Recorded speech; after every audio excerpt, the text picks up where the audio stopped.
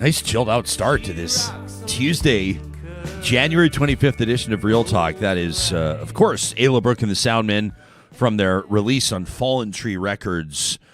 Desolation Sounds. Love that track right there. Good morning or good afternoon, good evening to you whenever this show finds you. Jesperson here with Hoyles and Brooks. We're going to be talking to a Calgary Member of Parliament, George Chahal, in just a moment. Had a whole bunch of people show up in front of his house in demonstration over the weekend on Sunday, and we'll pick his brain on that, plus get an update on that controversy around him removing election flyers out of mailboxes. I know that a lot of you are going to be curious for an update on that. In about 10 minutes' time, we have an opportunity to go one-on-one with the brand new president and CEO of the CFL's Edmonton Elks. This isn't a football show. It's not necessarily a sports show, but Victor Cui's got an amazing story, and he's got a big job ahead of him, and not all of it has to do with football, and I'm looking forward to that conversation coming up in about 10 minutes, and in about 40 minutes from now, we're going to find out about a study. This is a study that was aimed at identifying and better understanding health gaps for women that have been exposed by the pandemic. The study's called Finding the Fractures. This is actually super cool in the sense that Real Talkers, you told us by way of our Y station, our question of the week, our polling right around the New Year break. We asked you what you'd like to see more of on Real Talk, what subjects particularly interest you, what you really care about. And this is one of the first specific features of 2022 that are a direct result of correspondence that you've had with us and with our editorial team. So we thank you for that. This episode and every episode of Real Talk is presented by our good friends at the Bitcoin Well. Check this out. Invest Alberta posting this yesterday. Pretty exciting stuff featuring founding CEO Adam O'Brien. Quote, "It's no secret our world is going to continue doubling down on technology and having tremendous disruptors here in Alberta. That's really important." You can check out that feature on Adam O'Brien and Bitcoin Well via Invest Alberta's Twitter thread, and caught the attention of Alberta's premier, who celebrated their achievements. Jason Kenney yesterday, a great Alberta investment story from the Bitcoin Well. Way to go, team. You can find Bitcoin Well, the link under the sponsors tab on our website, RyanJesperson.com. Real Talk starts right now. Here's Ryan Jesperson. I've also got some emails printed off following our conversation yesterday with Ben Freeman, Jewish Pride, the book. He talked a lot about Jew hate, and it prompted some pretty strong emotions from Jennifer and from Fatima, from Cameron. I'm going to try to get to as many emails as I can on that. Anytime we get into certain subject matter, we expect strong response from the audience, and certainly that's no exception there. And we want to make sure, when we solicit your opinions and your feedback, when we invite you, when we urge you to send us an email to talk at RyanJesperson.com, we want to deliver on that and give you the floor and hand over the mic, so to speak, and give you a chance to have your say. This is a story that certainly caught people's attention over the weekend. If you weren't paying attention to the big Truckers for Freedom rally, or if you weren't paying attention to some of the other things going on in Eastern Canada or around the world, you quite likely were well aware that on Sunday, a number of protesters showed up outside a federal member of Parliament's home in Calgary, Alberta. George Chahal is the MP recently elected for Calgary Skyview, formerly a city councillor. Before that, he's the only Liberal MP in Calgary. And he's joining us, making his debut, as a matter of fact, on the show this morning. George, thanks for making time for us. Welcome to Real Talk. Well, good morning, Ryan, and thank you for having me. Yeah, what was going on Sunday? When did you know something was amiss? It sounded to me like you were having a family celebration of some sort. Yeah, it was my wife's birthday, and we as a family were going to celebrate a very special birthday for my lovely wife. I had just come home just prior to that, bringing my daughter home from her soccer game, and my wife and kids just had come in from walking the dog, and we were just another Sunday at her home, and then we heard a large ruckus outside of people yelling and chanting, and my kids got scared and alarmed with what was going on. And they brought it to my attention, and we saw a large group of people outside on the street blocking the roadway, creating a disturbance. So you tweeted out, and we'll put this picture up again for people that are watching on YouTube. They can see it looks like about 15 people outside your house, something like that. You say a group of protesters demonstrating outside my home while my family and I are inside celebrating my wife's birthday. They came to intimidate us, you say. I have 3 daughters, 17, 13, and 9. The one place they should always feel safe is at home.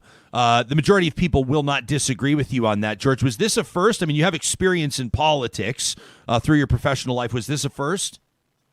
Well, this is our first at my home, at this residence, but there's been a suspicious activity happening in and around my house for the last number of days, and even over the last number of months. I've seen, my wife's told me that it looks like somebody's gone through our garbage or recycling bins. She's seen messages and stickers left on the garbage bins and on the front lampposts, messages, and I do see them as threats and intimidation towards me and my family. And the concerning thing is people have the right to protest. I mean, we have lots of places in the city of Calgary, City Hall, Olympic Plaza, sure. Outside of my constituency office. I mean, there's so many places to do so, but not in front of somebody's homes. This brought back memories for me as a child growing up. My house was egged, targeted, vandalized, gunshots, even a failed cross burning on my front lawn growing up as a kid. I grew up with having field hockey sticks and baseball bats that we kept lying around. My dad did, just in case we were attacked. That's what brought back memories for me from those experiences of hate that I experienced as a child.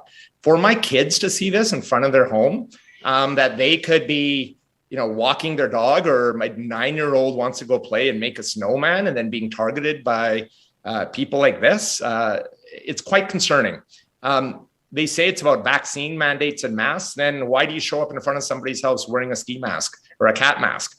That's concerning. And so for me and for my family, this is very concerning. The level of the protests, but the level of hate that I've seen over the last number of months, but particularly over the last number of days. And now my wife and kids feel that they're not even safe in their home.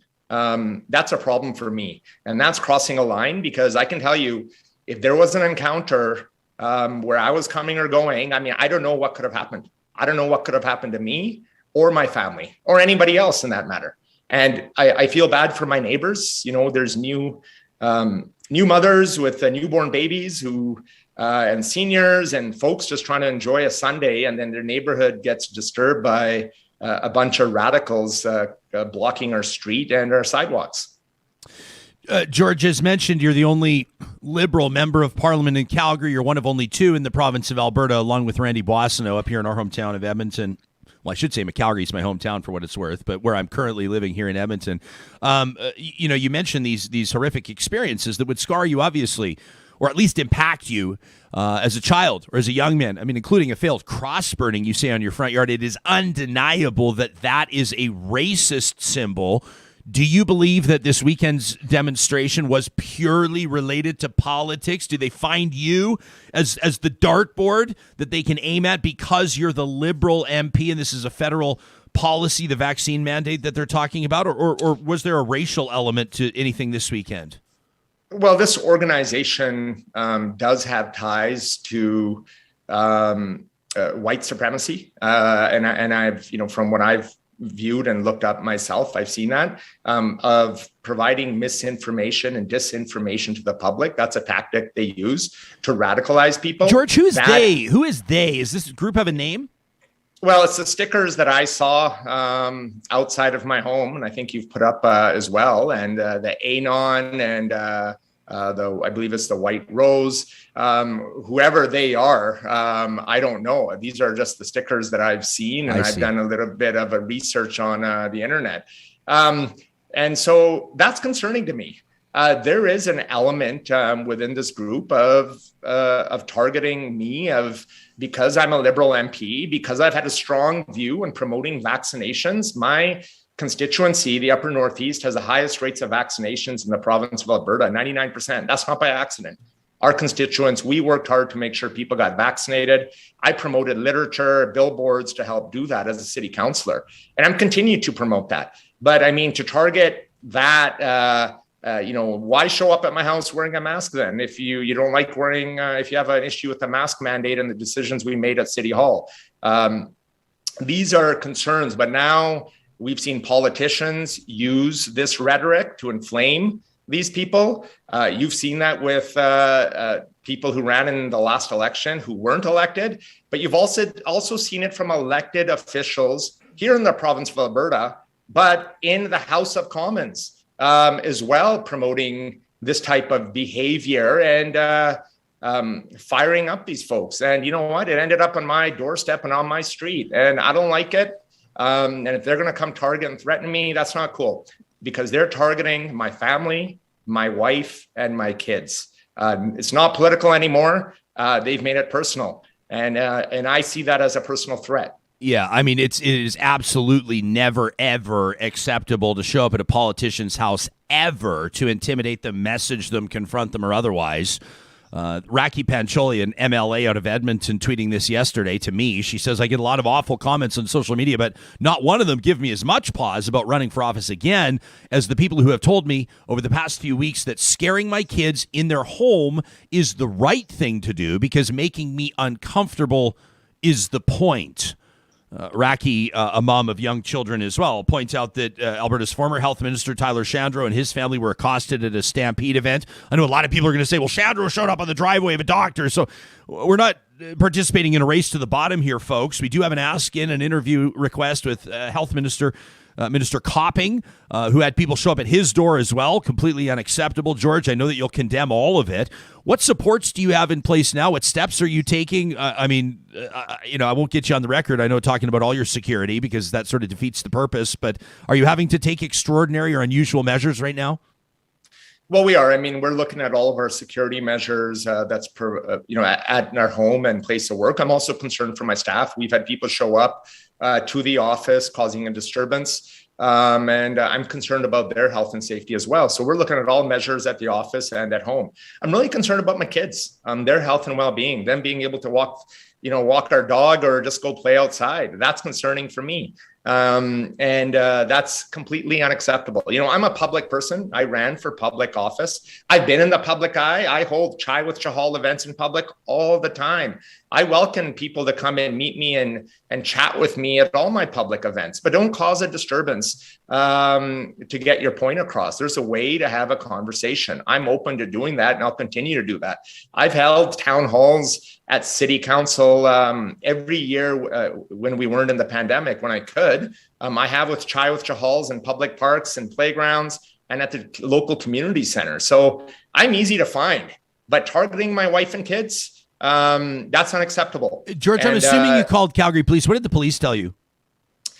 My neighbor called, had notified me that they did call Calgary Police. I have not had a conversation with the Calgary Police regarding this matter. We've reported to security agencies locally, local authorities, but also through the House of Commons as well. I've had other threats towards me and my family, which is concerning over the last number of months. So, we're working and we'll provide whatever information the authorities need. But groups of these radicalized folks who are coming forward to use threats and intimidation to deter me from the work I'm doing, I'm going to continue to stand up and defend and fight for Calgary Skyview and Calgarians, Albertans and Canadians who face hate, but for the issues that matter to all of us. And that's having opportunity to live a safe life and having prosperity for our families. George, my final question, I want to thank you for your time, has nothing to do with this. I want to be clear that this is a new page in the interview. I'm not tying the two together, but you did tweet just a short time ago. As a matter of fact, I guess about 40 minutes ago from the time we started this conversation, you have accepted and paid a $500 administrative penalty as assessed by Elections Canada for removing a flyer from a front door back in September of 2021. You say, I want to apologize for and acknowledge your mistake. A lot of people figured that you were a shoo-in for Justin Trudeau's cabinet, a Liberal MP down in Calgary. Of course, that controversy swirling around probably cost you a cabinet post. Obviously embarrassing for you, I guess, out of the gates. What did you learn from it? No, it was a mistake, and I apologize to all the constituents of Calgary Skyview and everybody impacted.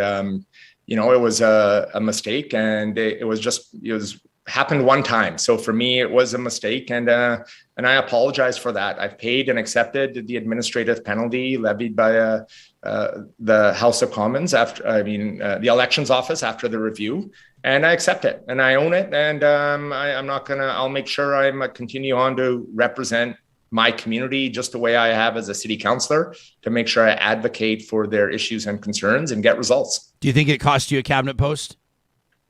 You know what? I don't know about that. And I'm just here to work for Calgary Skyview and my constituents. The important thing for me is to be in my community, to be able to advance issues. And I can tell you there's a lot of work we're doing that's going to bring great results for Northeast Calgary, Calgary Skyview, and the province of Alberta. And I'm just happy to provide that voice in government. And I'm going to work extremely hard to make sure that I deliver on the priorities that I've been elected on. There you go. Former Ward 5 councillor, now the Member of Parliament for Calgary Skyview, George Chahal. Thanks for doing this. Thank you for having me, and have a great day. You bet. You as well. You can let me know what you think about what you just heard. I mean, I sit here and think, in real talk, kind of the premise is we really want to understand, where you're coming from and consider your points. I had somebody yesterday reach out to me on Twitter. It's these accounts that I know you're going to say to me, why are you engaging? Don't engage with these accounts. Don't engage. And I sometimes you just kind of dance a little, and then you have to step away. But someone says to me, what's the big? I tweeted, never ever show up to a politician's house. Some of you smartasses are going, well, what if I'm invited? And what if I live there? Okay. Well, the one person says no, it's completely acceptable. They signed up for it. They're in the public eye. I have a right to protest. I'm sitting here going, your perspective is mangled if you think it's appropriate to show up at people's houses and intimidate their families. I don't care who you're talking about, what you're trying to accomplish. Never acceptable. What would you do in that situation? I can think of what I might do in an effort to protect my family, because I can have a short fuse in those types of scenarios. None of them are good. None of them are positive outcomes. They involve bear spray and dogs off leash, and I don't think anybody wants that to happen in the street, right? Because then there's reciprocation, and then there's ramping up further, and then all of a sudden, the next thing you know, somebody gets killed. Completely unacceptable. The Edmonton Elks' new president and CEO. In just a second, I want to let you know right now how excited we are to have Dram in a Can on board for the Real Talk Pond Hockey Classic. It's coming up this Saturday. Dram in a Can. Check this out. They've just released this amazing product from 2 Stacks. It is exactly what it sounds like. It's a dram of Irish whiskey, 100 mils in a can. It's sold as a 4-pack, or you can get them individually. You can drink them right out of the can, poured over ice, or, of course, used in your favorite whiskey cocktails. I can tell you personally, they're a perfect size for fitting in your backpack, your golf bag, your hockey bag, your purse, your attaché case. Whatever it is, the dram in a can will fit. And this weekend, every participant at the Real Talk Pond Hockey Classic is going to get to try one out, which is very cool. By the way, just 1 spot left. We've got 29 teams registered. We have 1 spot left for a team of 5 at the Real Talk Pond Hockey Classic. You can check out details on our website, ryanjesperson.com, under the events page. That's where you can register as a volunteer, as a player, as a sponsor. It's coming up this Saturday on the 29th. If you want to get your hands on Dram in a Can before that, you can find them at Sherbrooke Liquor, or, of course, you could just Google it and learn more about this awesome new offering. Our friends at Park Power powering our hashtag today, as they do, the Real Talk RJ hashtag, powered by your friendly local utilities provider. You can compare rates for what they're doing, electricity, natural gas, and internet by way of their website, parkpower.ca. Remember, you have a choice whether you want to go variable rate or fixed rate with your utilities, and they never lock you in. It's great. You've always got the option. You're always calling the shots, whatever's best for you, and you're dealing with Park Power. Well, the Edmonton Elks have made an announcement. This is an exciting one. It was leaked yesterday by longtime Hall of Fame scribe Terry Jones, and that's when everybody found out that born and raised Edmontonian Victor Cui would be leading Edmonton's football team, the Elks, forward as president and CEO. He's done a ton of work over the past decade building the MMA, the Mixed Martial Arts Promotion 1 Championship, into the largest sports media property in Asia. He's a graduate of the University of Alberta. He's done a lot of work for companies like ESPN Star Sports and events like the 2001 World Championships in athletics that were hosted in Alberta's capital city. It's a real pleasure to welcome the Elks' new president and CEO, Victor Cui. First of all, congratulations. This has to be huge for you and your family. Thanks, Ryan. I'm absolutely pumped to be talking to you. And speaking of family, you know my younger brother, RJ Cui. You guys go way back, and he runs a local agency, Planet Sound, and he told me to give you a shout out. Well, I'll tell you. So Planet Sound posted this yesterday, and I was pretty excited to draw the direct line and go, oh my gosh, this is RJ's brother. So he posts, E-Town, stand up for your first ever person of color CEO of the Edmonton Elks, Victor Cui. He says, thank you, everybody, for so many wonderfully kind messages today. This is obviously huge. I know your brother's feeling the pride. I know that your whole family must be. What's this like for you? I mean, this is a big job. And I know that there's a big challenge ahead and a big job ahead. Obviously, we'll get into that. But how's it feeling this morning? You know what it feels like is, when you meet and you reconnect with an old elementary friend or a high school friend that you haven't seen for 25 or 30 years, and you just know that a lifetime of experiences have passed by, but you're so excited about sharing it with that person. And there's this different level of trust and understanding that you have with that person because you have this history.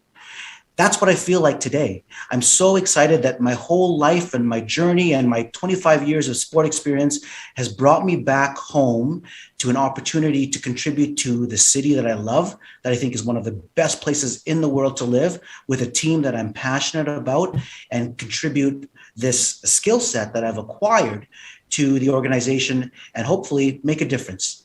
So I did check in with your brother. It sounds like both you and I talked to him before our conversation today, and I said, give me an angle on the Elks' new prez that other people might not have, because you've helped build this MMA empire in Asia. You've worked on a lot of really high profile events. Obviously, those skills are going to translate. RJ tells me, he says, well, I would have been in grade 1. He says, so Victor would have been in grade 8. He says, you got to talk to him about the ball wall championships, because this, he says, is maybe where this whole thing began around sports marketing. That is so funny. Okay, so let's digress into that. We created a sport with a beach volleyball in our basement as kids that had the rules of squash, but and handball, where you hit this ball up against the wall. And this is what happens when you grow up in Edmonton and it's minus 40 outside and you have to keep yourself entertained at home. And we created a whole championship belt, like a WWE style championship belt, with music playing and a ceremony to award it, to which, whoever won the championship, which I would say I continually beat him. Also, I'm 7 years older than him, so it's actually no surprise. But so we always reference that ball wall championship. It's like the ultimate competitive thing between the siblings. Yeah, he says the belt was covered in glitter and tin foil, and he says it was a hell of a production.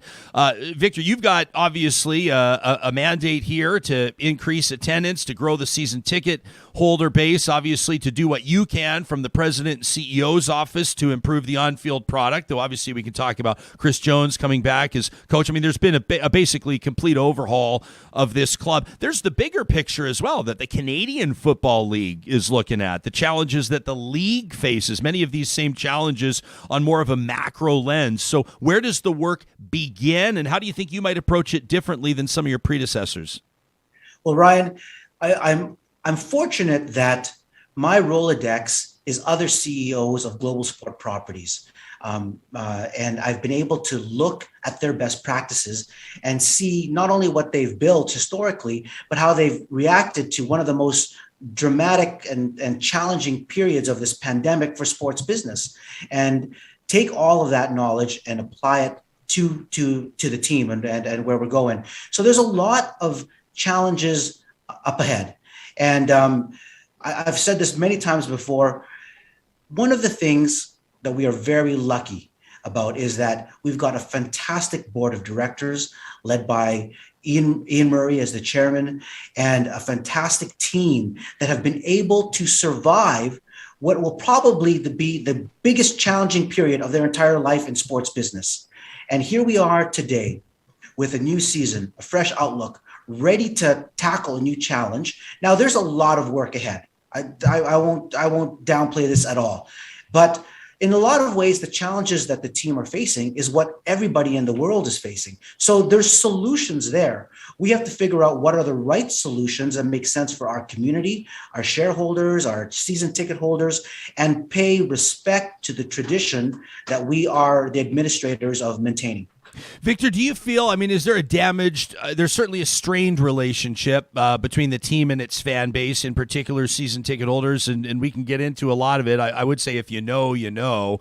I mean, even some things that are maybe questionable with regards to the specific nature of them, but I mean, there were rumors that Joey Moss had been banned, fan favorite Joey Moss banned from the locker room by certain leadership, and obviously there was concerns with the on-field product and a lot of angst from the fans. You could feel it.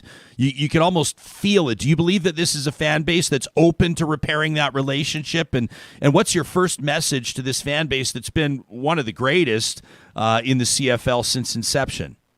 So I'll start in reverse order to that. What's my message to that fan base is we want to improve, and we can't do it without them. Without a doubt, they are the epicenter, the pillar, the heart of what this organization is about.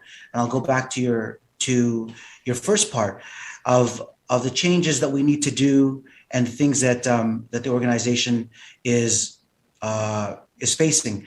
If you think about it, we have an obligation to innovate in every way that we can.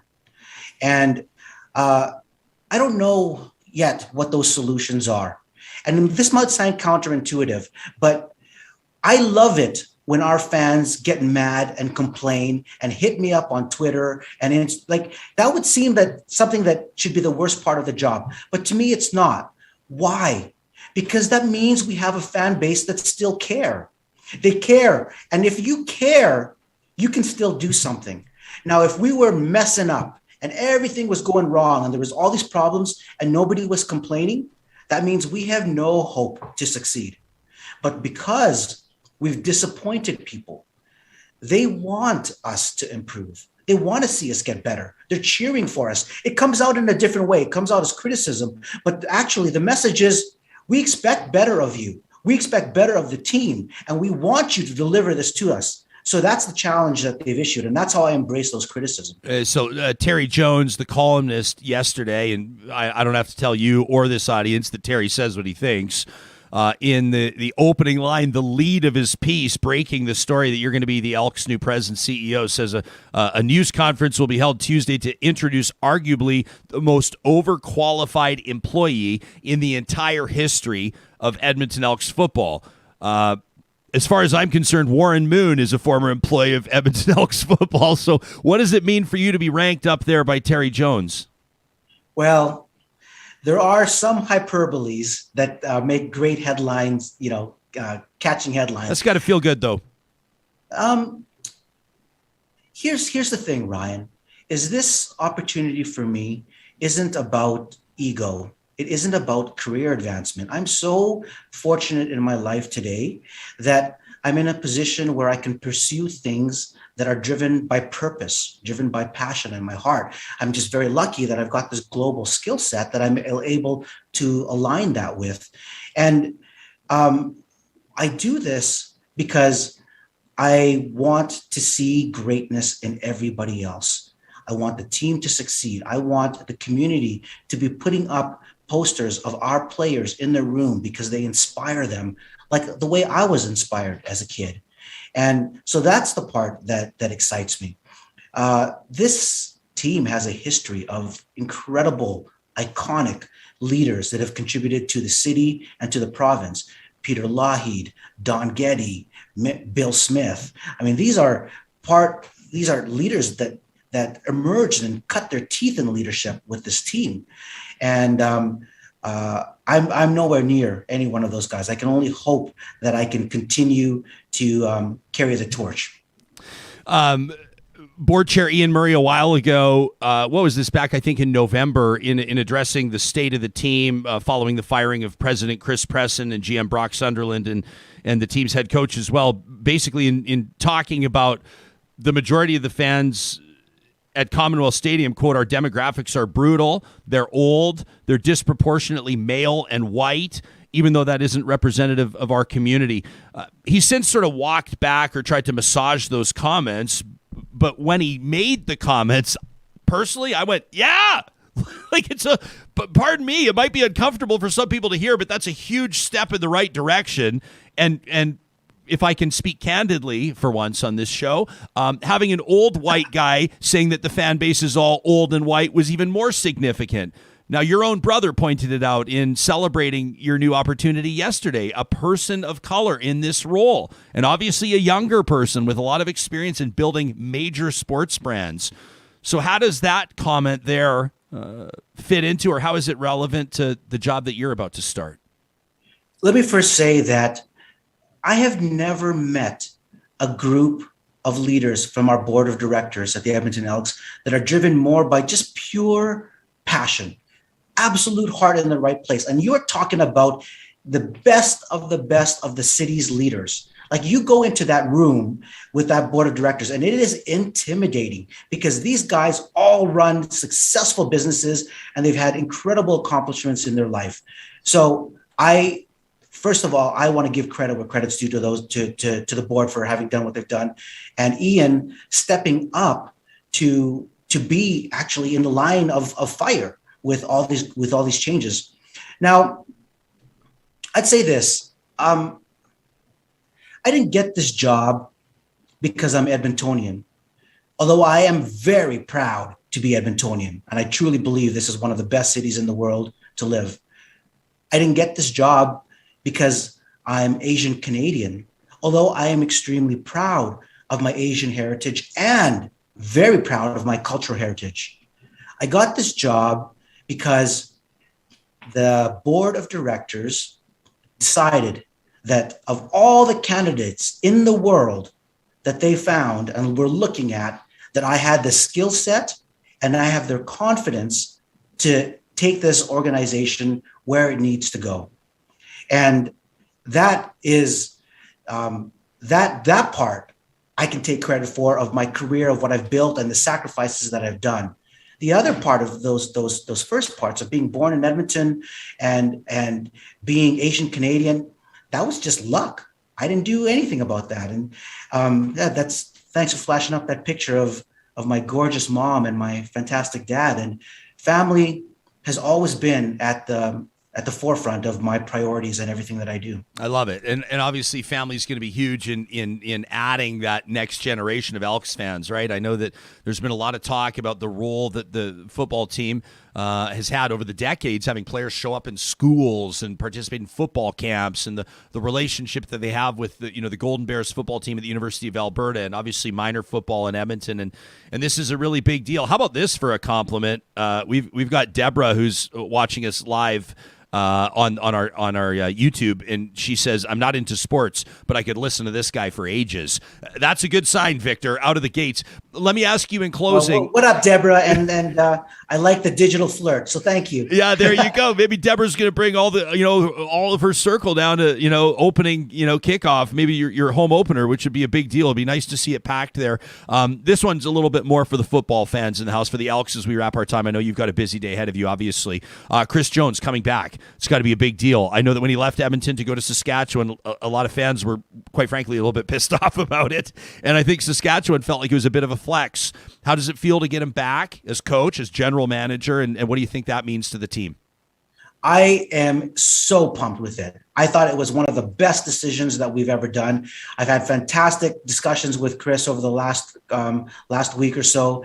And, what comes to mind is the saying that my captain in the Navy, when I joined HMCS Nonsuch, which is the Navy Reserves here in Edmonton, and he always used to say to me, when you build a ship and your crew, don't build it so that 1 + 1 = 2.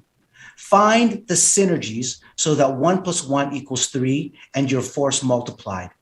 And that's what I feel like every single time I talk to Chris. He's a fantastic leader, super experienced, exactly what the team needs on the football side of things. And I feel that him and I together are force multiplied. I know you're not afraid to take shots. I know you're not afraid to get into it, which is good for a football executive. Your brother also told me that you used to play more dangerous games. I don't know if it was until your parents would jump in or not. You'd strap cardboard to your backs and throw darts at each other. I don't know. Yeah. You know, the games that you could get away with 30 years ago, where like today you think about it, like, what? No chance. I'll tell you a crazy thing is that I bring my family skiing every Sunday to Rabbit Hill. And that's the first time that I've been skiing in 20 years. And I got on the hill and everyone's wearing helmets. Yeah. And I was like, of course you should wear helmets. That makes so much sense. But it had never occurred to me because my whole life I skied without a helmet. And those are the kind of improvements that are important for our kids if you're a family man, you know, that we didn't even understand back then. Yeah, no kidding. Victor Cui, hey, congratulations. I know this is easy right now. I know you're going to deflect it. There are a lot of positive comments on our live chat. You're going to say, hang on, though. I mean, I know you're not afraid. You're not afraid to hear the criticism as well. And plus, you're just getting started. But it looks to be on the right foot. So congratulations to you and your family. We'll look forward to future conversations and seeing what you accomplish with this storied and legendary franchise. Thanks, Ryan. I'm looking forward to hanging out, man. Good stuff. That's Victor Cui. He's the new president and CEO of the Edmonton Elks, named just a very short time ago. We appreciate his availability for this one-on-one here on Real Talk. Linda Ray says he is dynamic. Hope says, I know a former player who was pissed when Chris Jones left. I think there weren't many players that were too happy about that. That was a big deal, right, Sam? I mean, that when Chris Jones left, won a Grey Cup, and then basically left, right? Yeah, it was. I mean, because the outrage from the fans is like, as they were pouring champagne into the cup, he basically already had a contract with the Riders. Like, you know what I mean? It's like it just felt so disloyal. But at the same time, it's just like, well, like he goes and players follow him. Like that's the other thing about Chris Jones. Players are so loyal to Chris Jones. It was kind of like one of those situations. It's not like when your relationship breaks up and then you after 6 months you're ready to start seeing other people. It's like when your partner leaves you for somebody else, and you go, okay, there's been discussions and planning going on for a while. It feels like more of an injustice. Yeah. So, but I mean, like I was kind of in the camp of never again. Chris Jones never allowed back in this city again. I've warmed up to it over the past couple months. The people of Cleveland didn't mind when LeBron came back, right? That is true. That was a big deal when LeBron came back to Cleveland. Scarlett suggesting a Real Talk tailgater for the Elks home opener. None of that sounds like a bad idea. None of that sounds like a bad idea. Kim says, I am, with regards to like life without helmets, Kim says, I remember when seatbelts became law years old. Absolutely. This is not a comment on my upbringing. I had wonderful, diligent, incredible, loving, safety-conscious parents, but I look back just like every other kid of my vintage. I'm a 77 born, and it's amazing. Like, I remember the first time I ever put on a helmet was snowboarding, and it was probably like 10 years ago or less. And I've spent some time in the Fernie ER with a pretty serious concussion on a ski trip. No helmet after the concussion. Did not grow up riding my bike with a helmet. We had the city of Calgary used to put in really amazing skate parks, temporary half pipes near our house in the summer. I had knee pads. I had my Thrasher knee pads, but I never once had a helmet on skateboarding. I'm kind of thinking about like a little bit of the generational gap here too, because since I could look at a bicycle, helmets were mandatory on bicycles. That was like period. Full stop in my life. So you're just reiterating what a young pup you are. No, what I am saying is that like I have never in my life ridden a bike without a helmet. However, when I first learned to ski, there were no helmets. And I was thinking about this like 2 weeks ago when I was at Sunshine. I was like, damn, you can't like there is the person without a helmet is the rarity on the hill now. Yeah. It's so weird. Yeah, you almost kind of you're kind of looking at them being like, have you not got the memo? Yeah. It also looks very freeing. Like it's always the one skiing perfect parallel with the toque with the big pom pom, and they're like, I'm not going to put on a helmet. Well, it was such a big tell to me. Is like I bought a new ski jacket, and the hoods fit over a helmet now. Yes, they're huge. Oh yeah, for sure. Congrats on the new ski jacket. Thank you. Miranda says, "What about riding in the back of a truck?" Totally. If you never, audience member, if you never got to ride to Vancouver in the back of a station wagon, did you even live? And for some of you riding in the back of a station wagon while mom and dad crushed darts in the front with the windows rolled up, right? And the vintage before that, maybe dad driving the Lincoln, the 64 Lincoln Continental with a neat whiskey in hand. Sort of like Julian from Trailer Park Boys, never spilling the rum and Coke. You know what I'm talking about?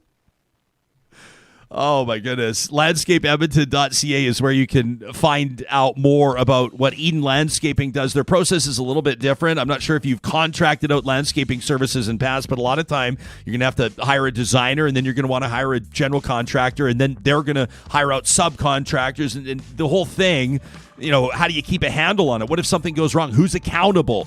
Who are you talking to? Who's quarterbacking it, basically?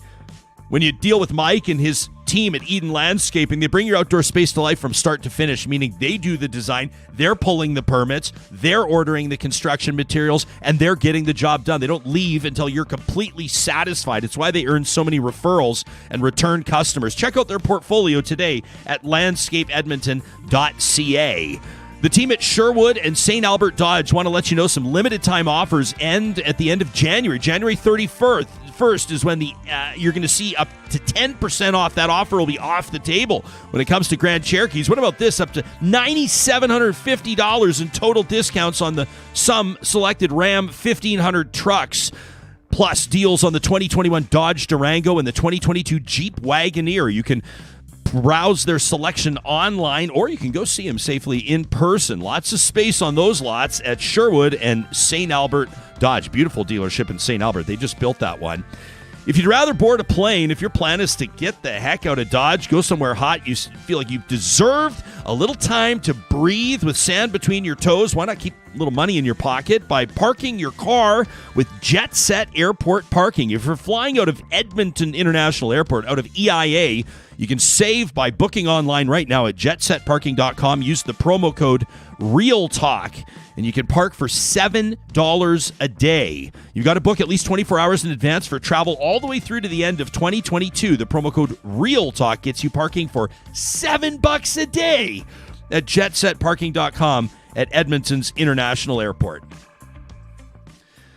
You have spoken and we have listened, and this is just the first feature of many that we'll see through the course of 2022 here on the show that have been pitched by you, by Real Talkers. We asked you in a recent question of the week presented by our research and strategy partners at Y Station to let us know what you want to hear more about.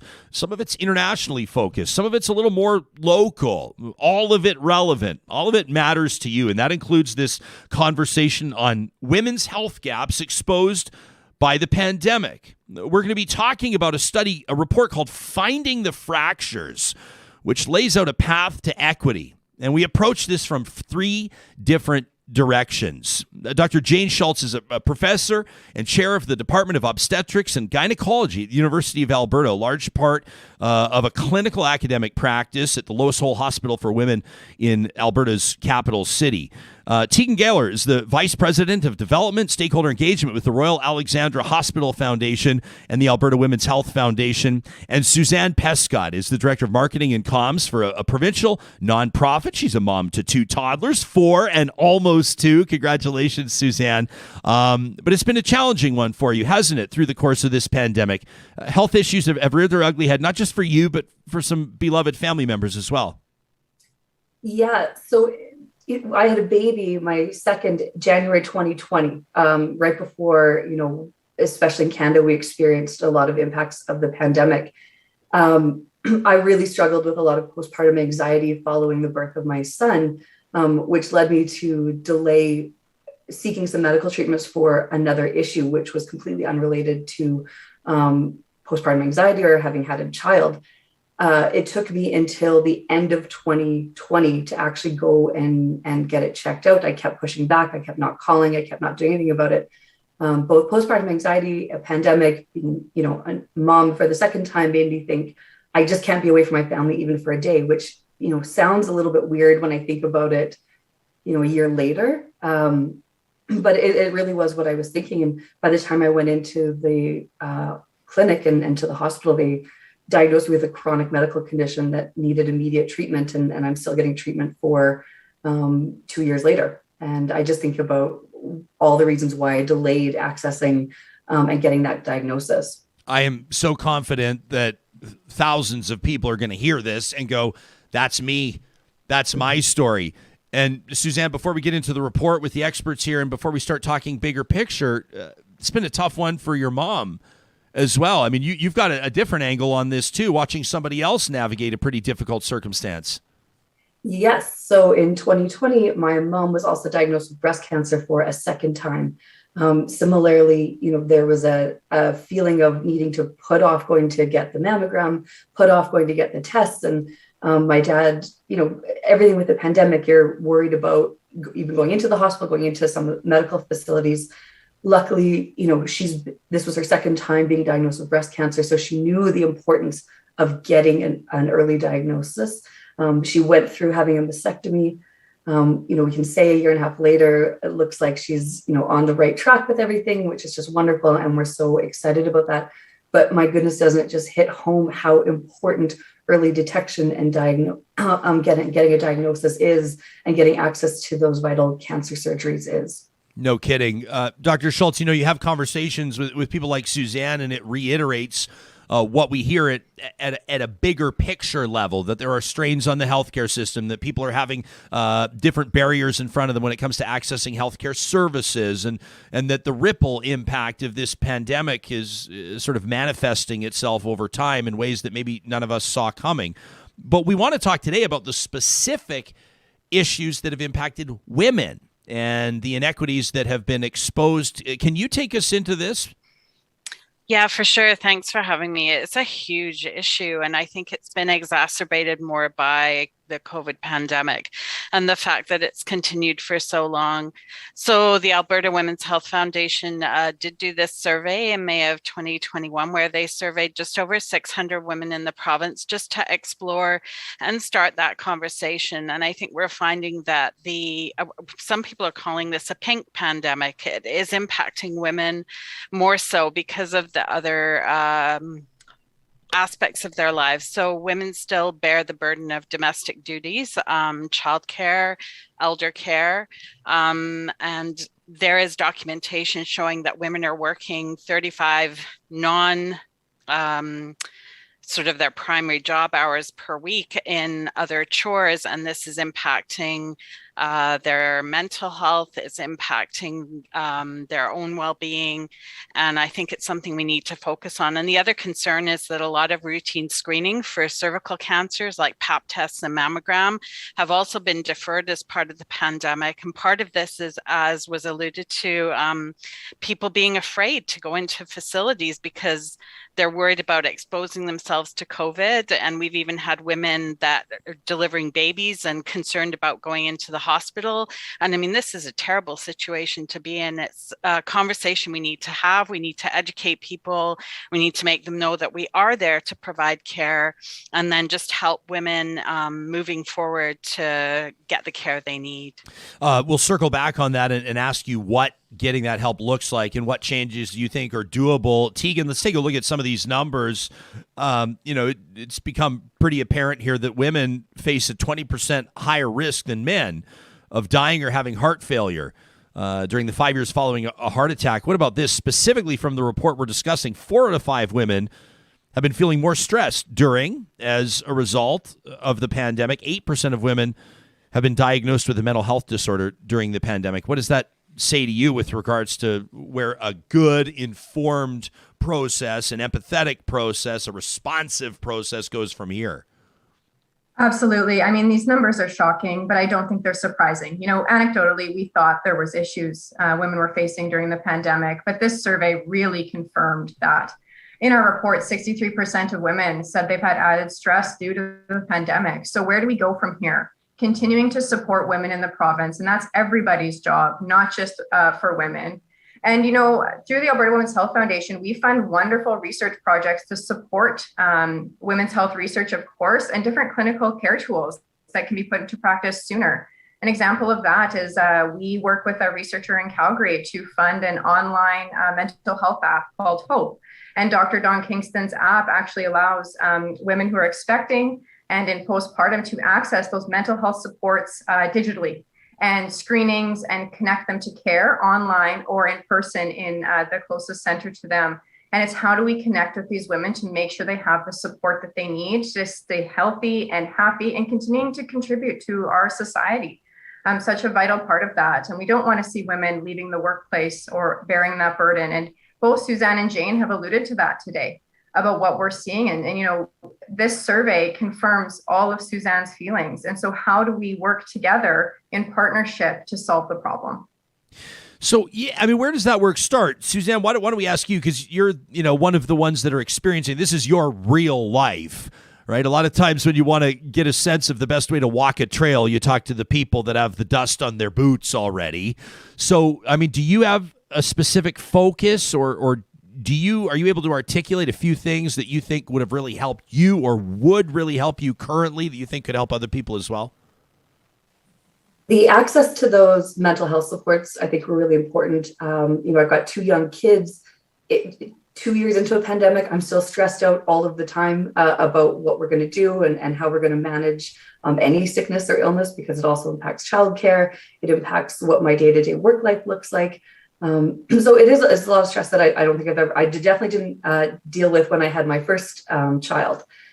So recognizing the toll it's taking and how much stress can impact not only your mental health, but also your physical health.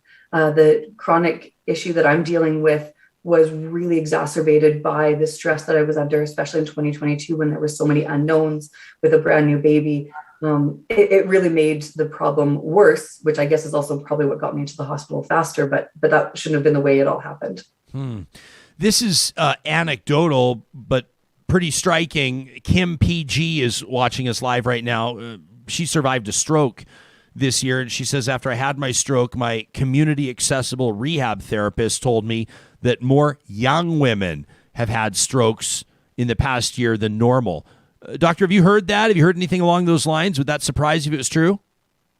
It would not surprise me, because certainly the concerns are that people are not seeking care, not seeking their routine care, not getting their regular health checks and checking for blood pressure and things like that. So there's the aspect of impacted care and delayed care. A lot of the visits have been virtual, and people have not actually been going in to see their primary care provider and get their routine wellness checks completed. And I mean, there may be a component of COVID to this too, right? Because certainly we know that COVID can increase your risk of hypercoagulability, and these are things that we probably need to look into with further research. There is a lot of research ongoing, and as has been described, the Alberta Women's Health Foundation is supporting a lot of that work. Teagan, can you give us a sense for people right now that would be curious to learn a little bit more about what the Alberta Women's Health Foundation is doing and how it might provide some accessibility to service for them specifically? Absolutely. So the Alberta Women's Health Foundation really funds research. And so that is research sponsored through university, but also clinical care research. And so just in the last number of years, through the Alberta Women's Health Foundation and WICRI, the Women and Children's Health Research Institute, so we've had better and early diagnosis and detection of ovarian cancer, expanded awareness around mature women's health, which is, you know, sometimes categories of women's health we don't talk about enough, which include pelvic floor disorders, with which Dr. Schulz is very familiar with, area of specialty, greater understanding around maternal age, pregnancy complications, national guidelines for exercise, and of course, mental health tools. And furthermore, working on really innovative cervical cancer research right now, using AI and different targeted tools to able to treat that. And so this is all research happening right here in our province to support women and women's health. And I think just something I'd like to add as well, I'm here as a representative of the Alberta Women's Health Foundation and so proud to do so. I myself went through cervical cancer treatment during the pandemic. And so I know exactly what Suzanne and Dr. Schulz are talking about. Is I had my first major surgery, my first IV, all during the pandemic. And so while I'm so proud to be part of the Alberta Women's Health Foundation, I have a deep understanding of what women in our province are going through. And so that's why I think it's so important for us to continue to talk about this message, make it normal, and continue to fund research and clinical care in our province. Teagan, I don't know much about cervical cancer, but if I can make an uninformed speculation around it, I would suggest that you strike me as quite young to be a cervical cancer survivor. Am I way off? Does it impact more young women than people might expect? So I'm certainly not a clinician, so I think Dr. Schulz can jump in here, but I'm in my mid-30s, and I think that it's just, it happens from the HPV virus. So that for myself, that's what it was. And quite frankly, I didn't know. The only reason I found out is I got lucky and I went to my screening in January 2020. Wow. And so that's why these results are so striking, excuse me. About the 1,700 women that we surveyed, really a huge portion of them said they skipped appointments, right? They didn't go. They were afraid to go to the doctor. And we have the narrative of the pandemic. Of course, no one wants to get sick. The health system is stressed. And we, from the numbers and calculations, just under 100,000 mammograms and cervical cancer screenings were likely missed during the pandemic so far, which Dr. Schulz alluded to. And so really, and, Dr. Schulz can probably speak about this more eloquently than I, but women still need to seek care. The clinicians are still here to support everyone in the province if you're feeling off, because, if a screening goes missed, what the outcome could have been worse, right? So really for us, we want to increase the funding, increase the awareness and advocacy for women's health and women's health research here in Alberta. I don't mean to sidetrack us, take us off track by talking about a dude for a second, but this is it's fresh in my mind, and my heart was in my throat, no pun intended, certainly yesterday. One of my best friends in the entire world underwent a cancer surgery yesterday. He had a scratch in his throat, and he wouldn't mind me saying, because it's true, neither he nor I take very good care of ourselves. Doctor, that's just the truth. He doesn't go to his doctor on a very regular basis, but he felt like he should. This persistent sort of scratchy throat wouldn't go away. It turns out it was esophageal cancer, and he had his surgery yesterday, an emergency surgery, and I'm happy to tell you that they believe that it was successful. Too early to say, but he's currently recovering. This is a young guy. He's 40 years old, and as we talk about women's health as well, Teagan's story in particular, Teagan, I didn't know that.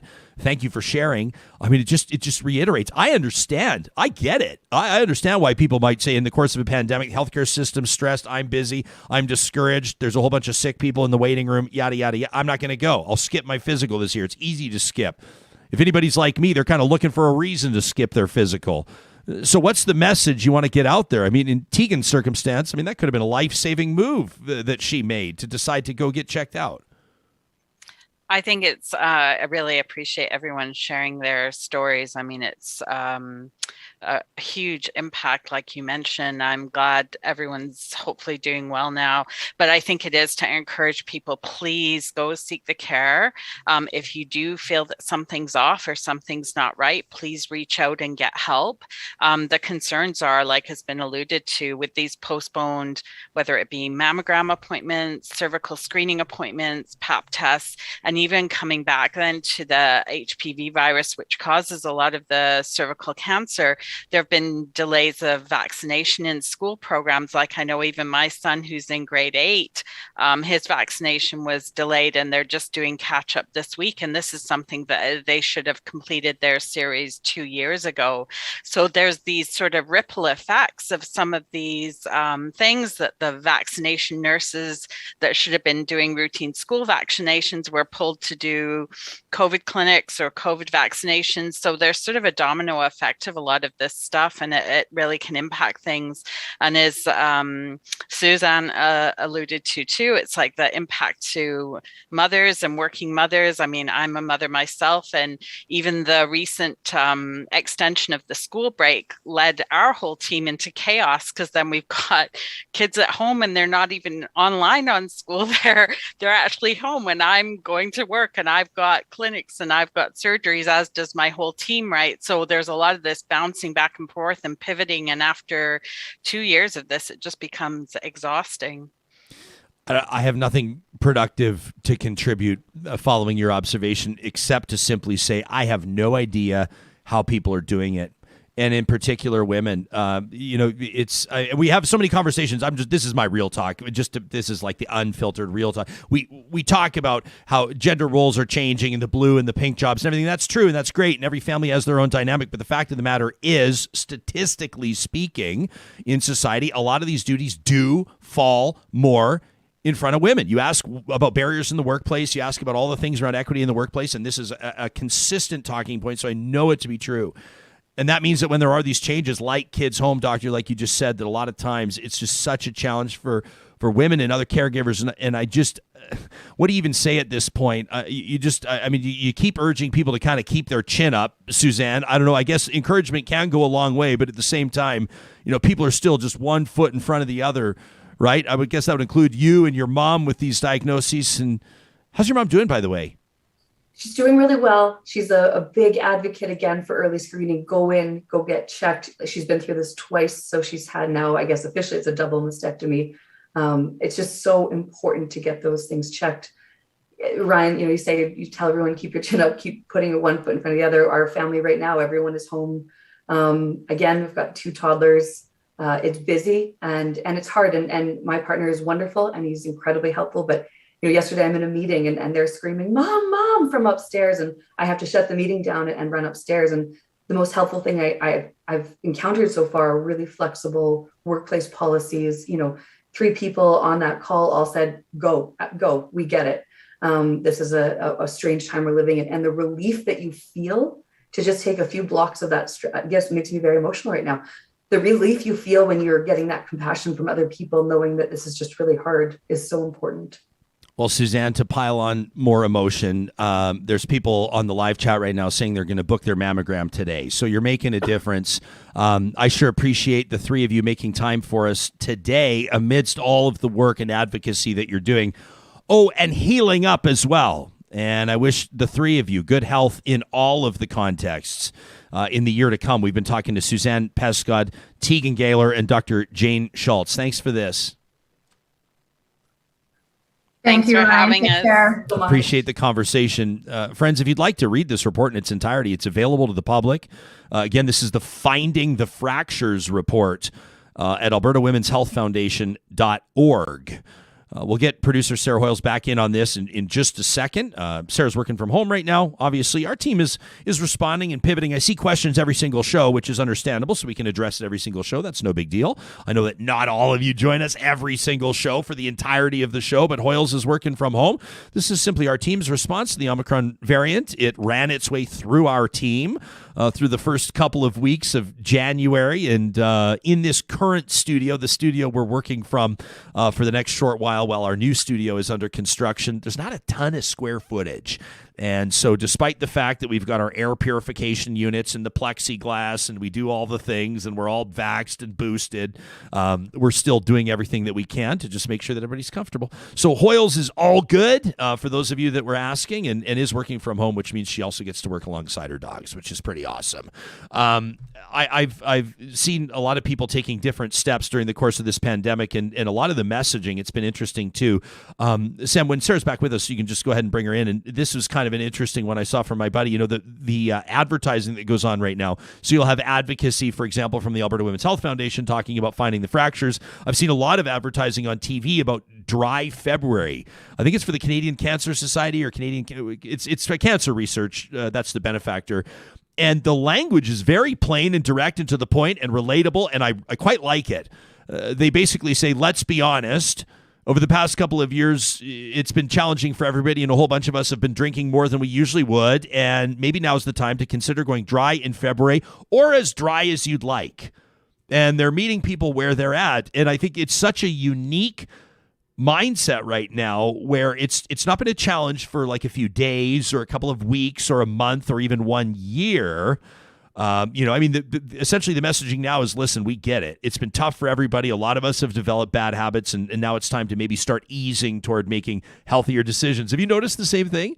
Yeah, totally. And it's been a little bit of a pandemic theme that I found some people that are just like, they sort of flip flop on it and they have their vices for a bit. And then they're kind of like, well, I've gone a little too far on that one. I'm going to, kind of back it off a little bit. So it's like, the dry Feb messaging is like, I think it's totally spot on for where people are at right now. For me, it was kind of amusing and fun, and it provided some good Instagram story material, Hoyles, back when the pandemic first began. This was like March of 2020, and I would do almost daily posts at the time because if I would have known it was 2 years of runway, 2 years or more of runway, I wouldn't have been posting daily quarantini shots. But I was investing in different olives. I was getting the pimento stuffed olives. I was getting the goat cheese stuffed olives. I was getting all of almond stuffed olives are a thing. And I was really upping my martini game until it occurred to me about a month in that this thing might be around for a while, and quarantinis at 1 p.m. on a regular Tuesday might turn into a bit of a problem. But I think for a lot of people, we were ill-equipped to realize how long this was going to go. Oh, yeah. I remember being like, oh, it's 2 weeks. It'll be 2 weeks. Yeah. We'll just shut down for 2 weeks. Yeah, it'll be fine. Yeah. This dry Feb thing, I think that the audience might be into this. Can I read you this? My buddy wants to, his name's Walker, and he wants, I pitched to him, we go for beers together quite frequently, and we're both trying to get a little bit more healthy. And so I said to him, well, why don't we do dry February together? Right? We would hold each other accountable. We could do it together. And so he sent me a proposal. Can I read this to you? Did he get down on one knee? That's what I want to know.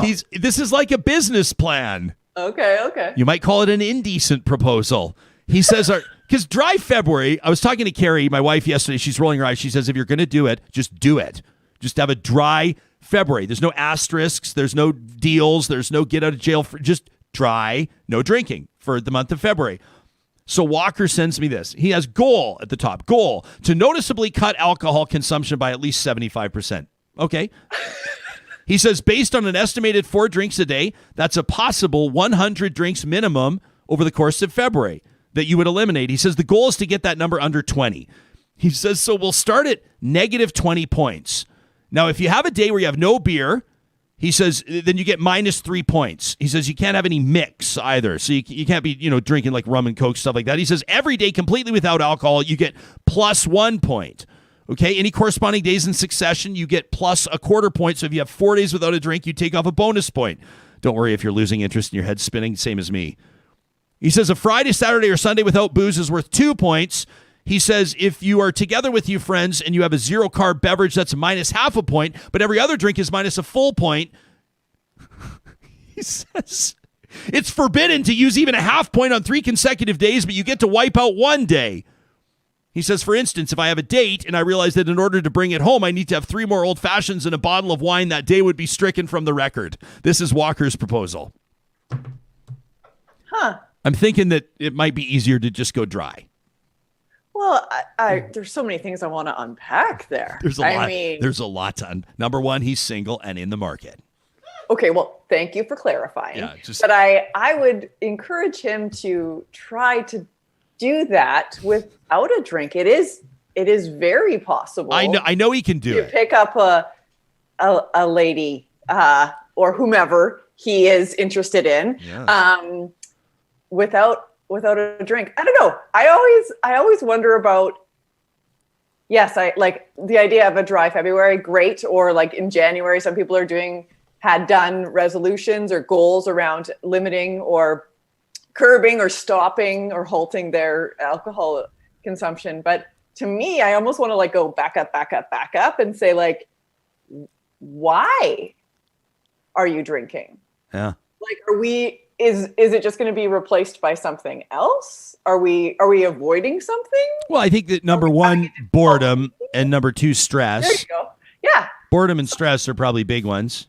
So if those things are not being addressed, we're just having a drink. Instead, we're just going to, repeat. So I just wonder, maybe, and this is going to sound really zenny bullshit, but maybe meditate or maybe go for a walk. And then afterwards, if you still feel like having a beer, go for it. I was going to ask if it's cool to go for a walk with a beer, but that might defeat the purpose. Road Road drinks. I Road love pops. it. Yeah. Road pops. Sam, you want to do dry Feb? Well, I'm getting married in February, Ooh. so like, no, never mind. I feel like that blows a hole in some wedding plans. It blows a hole because you got to have. Now, people are going to talk about how I'm normalizing alcohol and all these types of things. Let's just be real for a second. You have to be celebratory drinks ahead of time, night of, celebratory drinks the week after. Yes. No, Kelly would never forgive me if I convinced you to try to attempt dry February, the month of your wedding. That's a terrible idea. And I think that Walker's may be afraid, Hoyles, that if he meets the girl of his dreams while he's in dry February and she's not a drinker, that it might have to influence his lifestyle in ways that he's not totally comfortable longer term. You know? What happens if he falls in love with somebody that only pairs food with kombucha? What's he going to do for the rest of his life? Oh, man. I pair food with soda water and all the different flavors. I mean... Admirable. There are options. You know, it's about compromise, Jespo. Yeah, I know. Don't I know, Hoyles? What did you make of the Women's Health Roundtable? That was some fascinating stuff. And then Teagan drops in about halfway through. She goes, "Oh yeah, by the way, I survived cancer this pandemic." Yeah, that was amazing. Hearing about HPV, and I just went and looked back, and that was on our November 8th episode is when we had our roundtable about HPV and cancer and screenings. Yeah, I mean, that's something that I didn't expect, but it makes total sense that people are looking for any excuse to avoid their annual checkups. I mean, it's a pain in the ass, and I'm fine. But I think the idea is getting or maintaining a baseline. Yeah. So then we know, if something is slightly off, we have the numbers to match up against. So that was the most surprising thing to me is that people are just avoiding hospitals. Which I always think when you get to the point of the annual physical, and I kind of made a commitment to some of my best friends and to my wife that I'd get one every year. It's gonna be a little bit more difficult, a little more complicated this year. I can overcome it, but my doctor is one of those that's left. Young guy. My doctor was my age, and he's gone. Had enough. But I'll find another one. I think of my uncle Robin, who when he was my age, he was mid-40s, healthy guy. People will say that this is not an indicator of health, Ryan, but sometimes it is. Pecs, six-pack, nice pipes, like, guy's a healthy dude. Just had a kind of a normal, went into his doctor's office for his annual, mid-40s, diagnosed with prostate cancer, and was able to beat it. And he's living a healthy life now. But I always think that if you don't get there for your annual, and if you're not the type of person that's inclined to go see your doctor on a semi-regular, an annual basis, if you do have early stage cancer, that's just one example. It's going to continue to just fester and grow and go unchecked for another year until the time that you may go see the doctor again. I mean, what am I trying to scare you? No, but that's how it goes, right? Not to speak for Teagan Gahler, who is with us now that she's gone, but what if she hadn't gone to see her doctor? She's sitting here doing this interview right now with cervical cancer and has no idea. Well, that's the type of stuff that puts the fear of God in you, right? A lot of talk on our live chat about drinking right now, and more specifically, many of you that have given it up. This is great. Sharon says, I don't partake anymore. I drank enough back in the day. MDJ says they've had a dry pandemic. Great job. James says, I stopped drinking with any regularity when the hangovers hurt too much and all the time. Linda Ray quit all booze in 2017, lost weight, says she feels great. Fantastic. Ashley says, I am one of those that has replaced my red wine with kombucha. Fantastic stuff. That's great to hear. You got to do what's right for you. I'm going to get to a couple emails in just a second. These are pretty serious, obviously, following my conversation with Ben Freeman yesterday about Jewish pride. He talked a lot about Jew hate.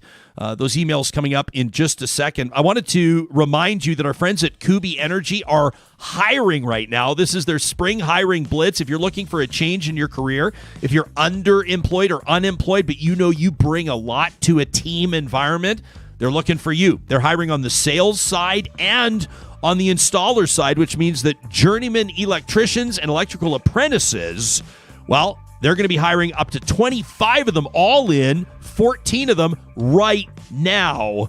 You go, well, I'm just at the very beginning of my career. I don't even have my ticket yet, or I'm not even an apprentice yet.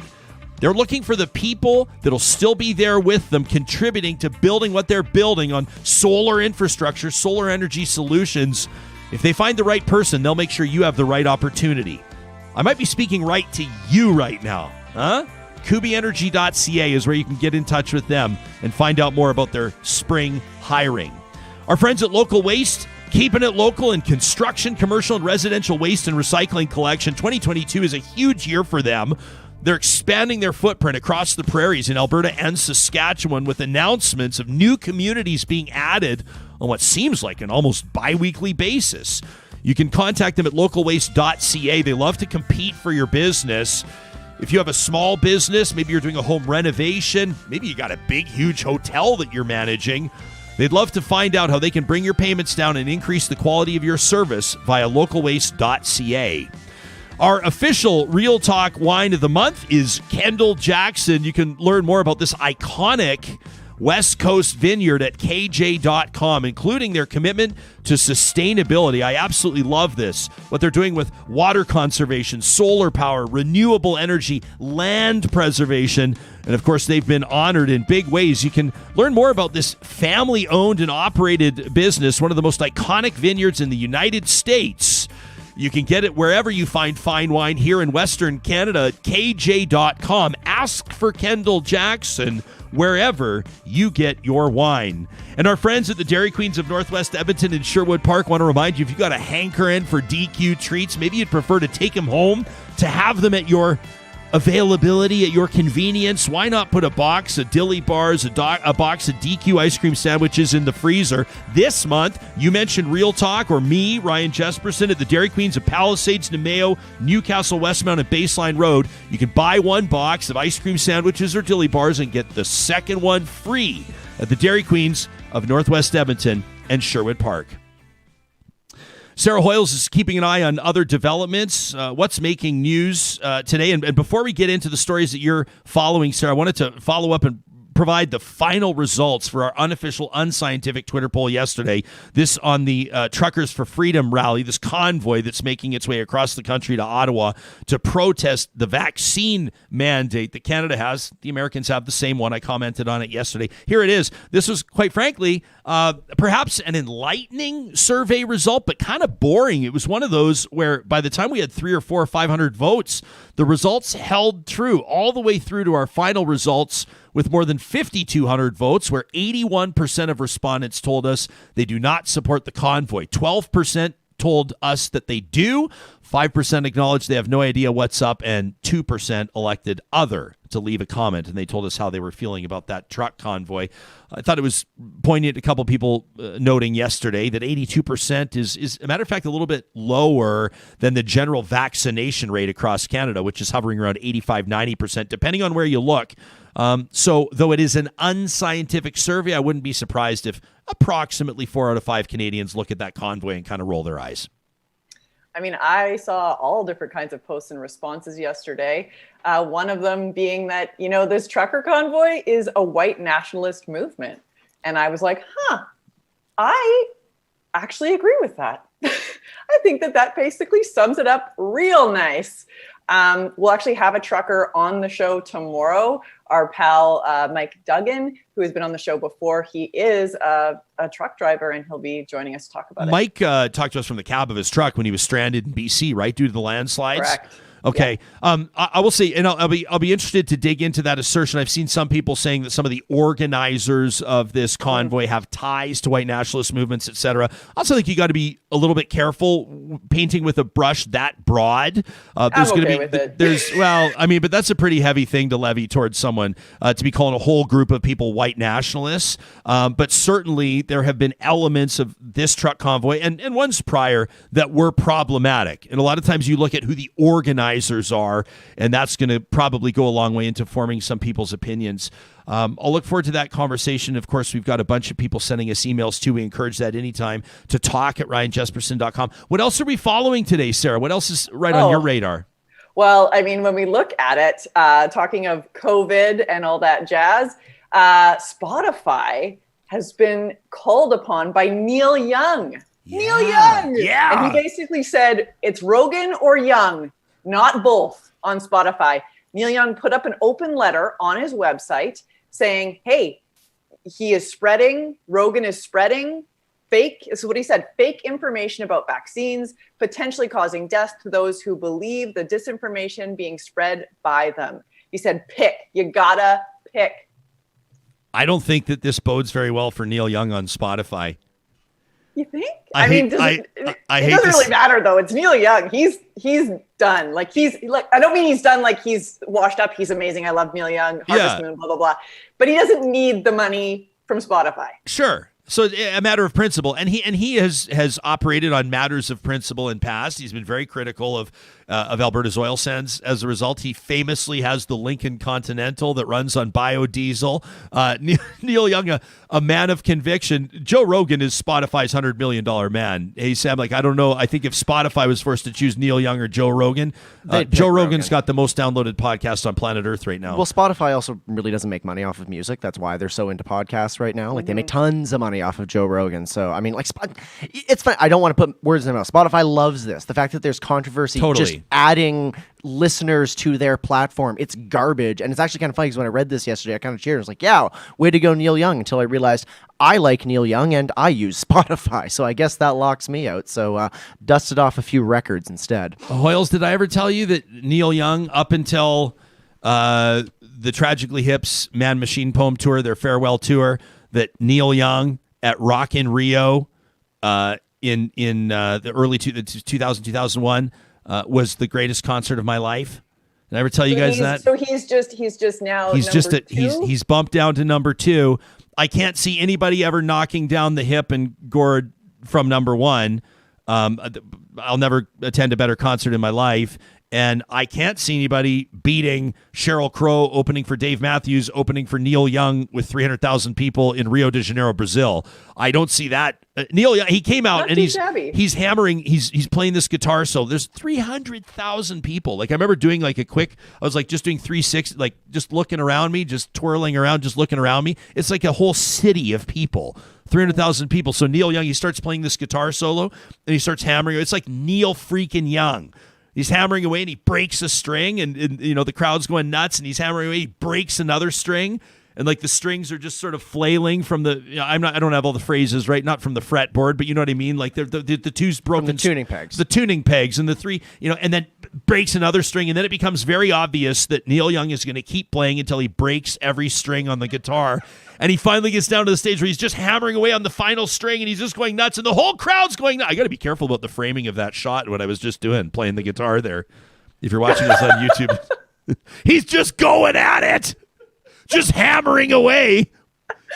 And the whole crowd is going nuts as it builds and it builds and it builds. And then snap, the final string goes and the place just goes bananas. I was like, what is even happening right now? Is this real life? And then when he started coming at Alberta and the oil sands and everything, and I'm on conservative radio, and I'm going, geez, everybody wants to take a big steaming dump on Neil Young right now. And I know a lot of people felt like that was a pretty tough one, right? It was like when Katie Lang started suggesting you didn't need to have beef every single day. Katie Lang suggests you don't need to have red meat every single meal, and people thought it might be treasonous. I'm excited to see, though, because I feel like, there's the reference of the 270 plus doctors who we actually heard from last week. That was, in reference to what Neil Young has done with Spotify. So I feel like there's momentum building, and I'm hoping that, the Taylor Swifts of the world, because she's been known to get a little political at times. I'd love to see there be, maybe there will be a momentum that's building, and Spotify might have to do or say something about it. Yeah. This obviously, like you said too, this stuff benefits Joe Rogan.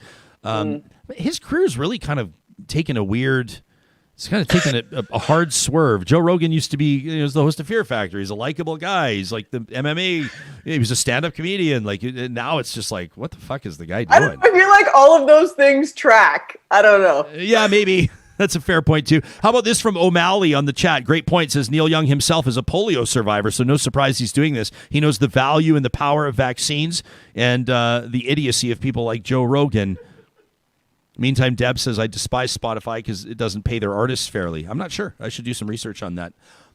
Before we get to this, I want to get to a couple of your emails before we wrap. Our friends at Friesen Brothers wanted me to remind you that they've got their Pick 5 for $25 event on right now. You can mix and match from over 40 specially selected cuts of meat. Mix and match from over 40 of them, plus 1,000 Smart Shopper bonus points with every Pick 5 purchase. You can find out more details online at friesen.com. And don't forget about their Alberta family meals. You can choose from Alberta pork, beef, or Alberta chicken. Each meal includes buns, 2 large sides, plus 5,000 Smart Shopper bonus points with every purchase. And keep in mind, Toonies for Tummies is running right now. It's a great fundraiser through till February 3rd, asking all Friesen Brothers customers to donate $2 to assist local student nutrition programs in Alberta communities. Friesen Brothers is matching all donations up to $5,000. You can learn more at friesen.com. Well, our conversation yesterday on this show, talking to Ben Freeman, an author out of Hong Kong, his book, Jewish Pride, Rebuilding a People. We talked about a number of things. If you missed the interview, I encourage you to check it out. It prompted some emails, and I want to get to 2 of them right now. First one from Fatima, who wrote in to say, your guest, Ben Freeman, was completely correct in his condemnation of anti-Semitic tweets like Hitler was right. He talked about how there were thousands and thousands of them. He said any form of anti-Semitism is abhorrent and unacceptable, but taking that narrative and applying it to the settler colonial state of Israel to frame Israel, the land or the government, as the collective Jew is a false equivalency and a dangerous one. It allows the government and armed forces to remain unchecked and unquestioned as they continue to displace and dispossess Palestinians from their ancestral homeland, regardless of their faith. Fatima had commented during the interview, and I read her comment. She said, in addition, he replying to my note about this conflict not being about religion, but about colonialism. He replied that my assertion was racist and calling for the destruction of a country. This conflation, this claim is outrageous. He claimed it's fine to criticize the Israeli government, but when I did just that, he claimed it was racist and said I was calling for destruction. How then should one criticize a government without being accused of anti-Semitism if that government and land are seen or to be seen as the collective Jew? All this in the same week as mass graves are being uncovered under popular Israeli beaches. The real story of what happened and continues to happen to Palestinians is coming to light, and those who tell those stories cannot wholesale be dismissed as anti-Semitic.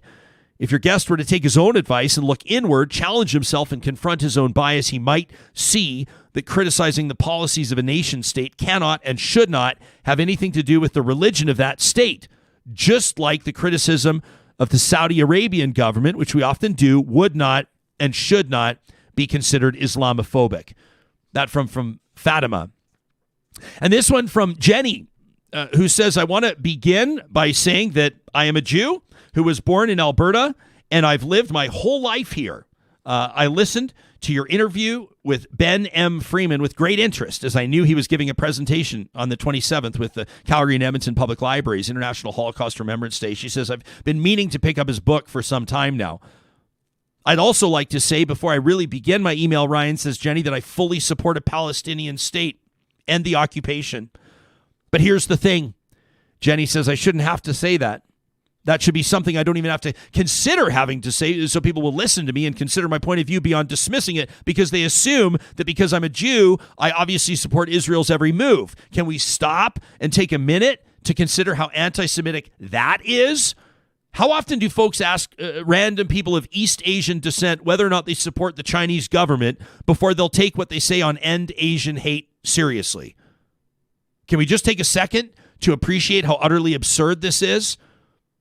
Jenny says, well, I enjoyed Mr. Freeman's interview, and I thought he lent a great deal of nuance to a discussion that I often find to be very one-dimensional. I have to admit to making a critical error while scrolling down to try to see the title of one of the recommended videos in the sidebar. I saw the video's comment section. To say it was disheartening is an understatement. Ryan, when I go to Schulz this weekend, there will be an armed guard at the door. If you're not a member or not attending with a member, you would not be permitted to enter the building, not to get out of the weather, not to use the facilities, and certainly not for a cup of tea. Anti-Semitism, aka Jew hate, is alive and well in Canada, and it shows no signs of slowing down. I can't believe I have to say this, says Jenny, but diaspora Jews are not automatically Israeli. Palestine should never come up in conversations of anti-Semitism. Zionism should never come up in discussions of anti-Semitism. Neither of those things should ever be used as an excuse to dismiss Jews talking about anti-Semitism out of hand. Trying to use Palestine or Zionism as an excuse to breeze past anti-Semitism is anti-Semitic. I am completely exhausted by all of this. And I truly wish I had never taken any interest at all in the stupid title of that stupid recommended video. That from Jenny. I'm going to let those sit. If you'd like to respond to what you've heard, I encourage you to do so. Try to make some time almost every single episode of Real Talk to share the floor, to pass the mic, to ensure that people feel like their voices are being heard, that their perspectives are being considered, and will continue to do so. Coming up on tomorrow's show, as mentioned, Sarah Hoyles has lined up an interview. We're going to talk to a trucker about what's going on from his perspective with this convoy, with supply chain challenges, and everything else. Plus, Dr. Maria Popova will be joining us. We're going to take a look at Ukraine, Russia, and that whole story. A professor of political science at McGill University. Coming up tomorrow. We'll talk to you then.